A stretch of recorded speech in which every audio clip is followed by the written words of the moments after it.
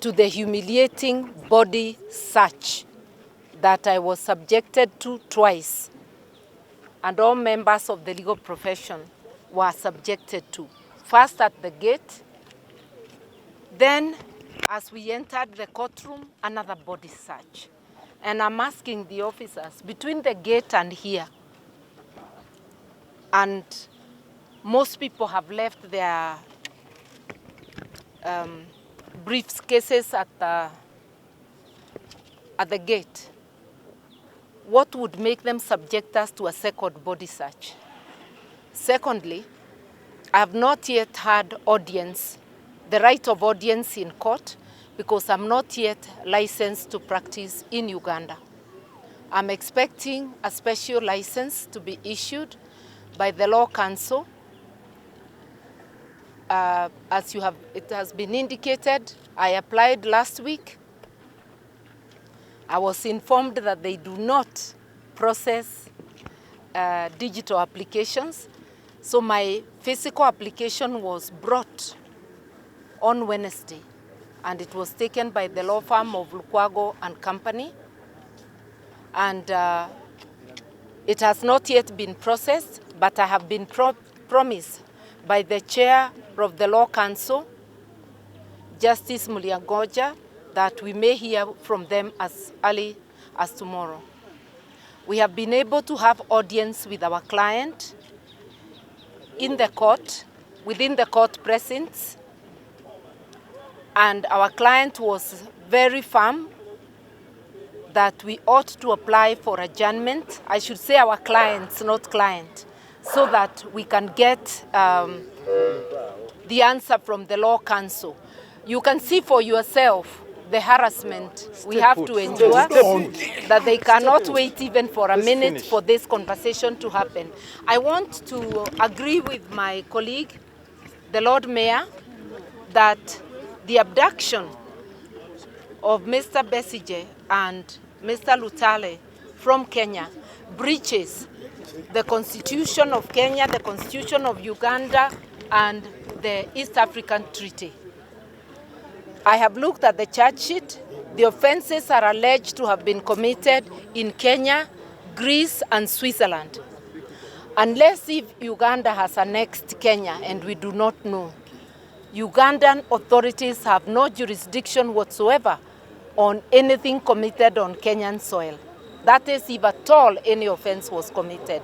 So we will be raising many objections. I am coordinating Pan-African lawyers from Nigeria, from Kenya, from Ghana, from various jurisdictions, including Tanzania, who will also be applying to practice.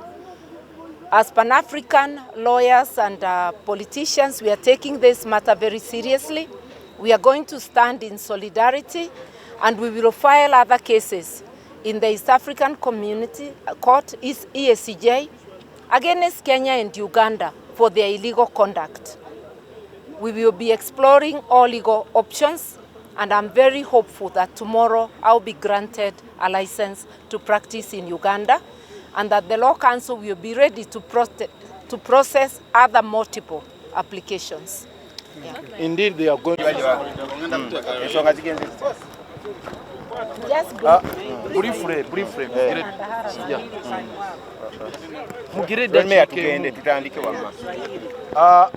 Olwaleero twesanze nga proceedings teziyinza genda maaso. Ekisookera ddala tuvumirira ne sekuvumirira empisa gye batuyisizzaamu wano nga balooya n'abantu baffe. Tugende maaso. Empisa gye batuyisizzaamu ne batandika okusaakinga buli omu, ne batuggyako amasimu gaffe nga batulemesa, ng'ate kooti ebeera open. Omugenyi waffe ng'ate senior counsel Honorable Martha Karua ne bamuyisa mu mbeera eyo gye bamuyisizzaamu. Naye twesanze era nga tetuyinza kugenda maaso kubanga certificate ye ebadde tennavaayo. Twateekamu okusaba mu Law Council empapula ne tebannamaliza zi processinga. Okusaba twakuteekayo wiiki ewedde nga 27. Olwaleero bwe twogeddeko ne judge ku ssimu, tubaddeyo mu Law Council naye nga taliyo ne twogera naye ku ssimu n'atukakasa nti enkya bayinza okumaliriza process eno certificate bagimuwe era emirimu gitandike. Naye olwaleero omusango gwongeddwayo paka ng'ennaku z'omwezi 10. Tugenda kumaliriza nga senior council bw'abannyonnyodde wano enteekateeka zaffe empanvu.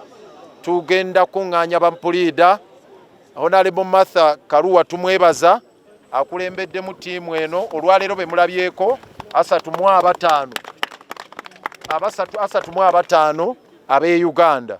Kaakati kugenda kweyongerako ttiimu yonna nga gy'abannyonnyodde. Already ya contactinze eddaaba Ghana, Nigeria, ya contactinze eddaaba aba Tanzania, abagenda okuva e Kenya bangi, abagenda okuva e Zambia, abagenda okuva mu platform mu fraternity eyo eya Pan African Lawyers nene abagenda okujja wano. So Law Council yetegeke okubanga e processinga certificates nyingi ng'etandikira ku ya Honorable Martha Karua, kubanga tiimu yaffe tugisuubira okubeera very very solid. So twebaza nnyo ne sekwebaza senior council waffe Honorable Martha Karua obuvumu bwonna bwayolesezza okumuyisa mu mbeera eno gye bamuyisizaamu ng'eyo okumutwala ng'ekyonziira bwe bati okumuyisa mu mbeera embi ennyo ekyoboola ekitiibwa kye n'okumukakkanya senior council asigala senior council, former minister n'ebirala byonna ebitiibwa byalina e Kenya. Naye ekyo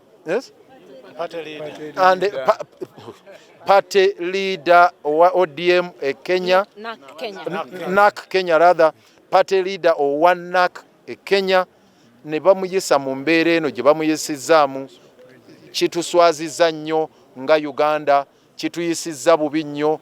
Amagye ge Uganda gatuwadde ekifaananyi kibi nnyo. Naye kye tumwebazaamu nti asigadde muvumu, tatiisibwa n'akamu n'aketondo, era mumalirivu nnyo nnyini ddala okunga balooya bonna okuva ku lukalu lwa Afirika lwonna okujja wano, era tusuubiranga 10 ekigenda okubeera wano. Mukama Katonda yakimanyi, amagye era gatwetegekere. Lwe tukomawo nga 10 tukomawo nga tumaliridde. So batwetegekere. Law Council tugisaba police ebirala byonna babiteeke bali ba processing applications z'abantu baffe, certificate z'abantu baffe amangu ddala nga bwe kisoboka. Eya Honorable Martha Karua tugisuubira enkya okubanga ewedde, then tutandike kuzaabalala abagenda okuyiika wano endulundu okuva ku lukalu lwa Afirika. Twawaaye ennaku z'omwezi 10 twawaayo ensonga nnyingi Honorable Martha z'abannyonnyodde. Uganda teyinza kukozesa misango gizibwawa Kenya. Ekyo kirabibwa n'atali looya. N'ensonga nnyingi nnyo ze twawa nti bw'ogamba nti emmundu baagimusanga nayo Kenya, nti simanye ebirala yali Greece, Athens mu Greece, ebirala yali Switzerland, ng'ensi zeeyo tezabagulako misango. Ate eya Uganda gye batamusanganga yadde na ki kyonna nti oba mundu oba nasasi oba naki gyatabeeranga na lukuŋŋaana, ate wo talinaawo musango gwe bamugaa nti yaguddiza Uganda. Kakati n'ebirala byonna katulinde rulingi yaabwe ng'ennaku z'omwezi 10 ebinaddirira tujja kuba tubibategeeza nga rulingi ewedde. Naye neebaza Martha Karua ne ttiimu eno yonna nga bumugirabye bavumu nnyo ttiimu y'abalooya n'abalala abagenda okwegattako tulumbe ne Sekulumba yenna ng'ennaku z'omwezi 10.